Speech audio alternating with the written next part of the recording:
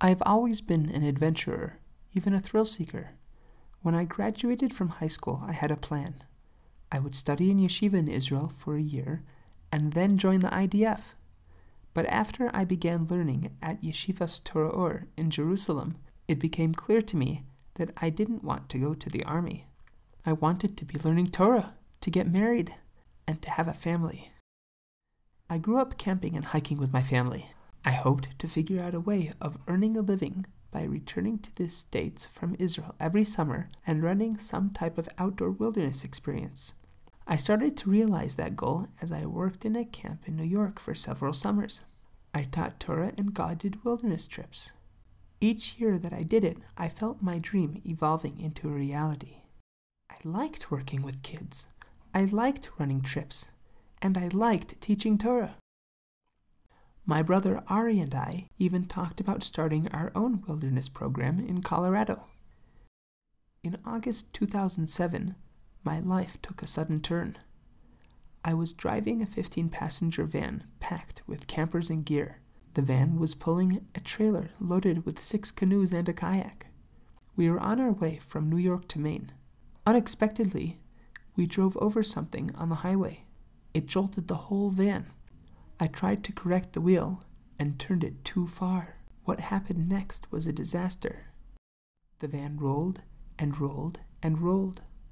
By the time it stopped rolling, my neck was broken and my spinal cord severely injured.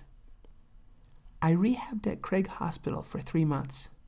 It slowly became evident that I had lost the function of most of my body. I felt like I had gone from 100 to 0. I was looking at my physical losses, and I thought I had lost my future too. My Rebbe, Rabbi Noach Orlowik, assured me that there is more to life than walking. I still had my mind, and so I returned to learning Torah at Yeshiva Torah's Chaim. The first time I spoke to a big group, 100 kids, maybe more, I thought, oh, this is what you want from me, God. To learn, to teach, to listen, to talk, to encourage with words and by example. A number of months after I left Craig, I met my wife. I will never forget my wedding day. I felt the clouds open and the sun shine through. It was then that I understood the message that the master of the world hadn't lost my file. Recently, we brought 2 beautiful little girls into the world. One left the world shortly after her birth. That was a very difficult time.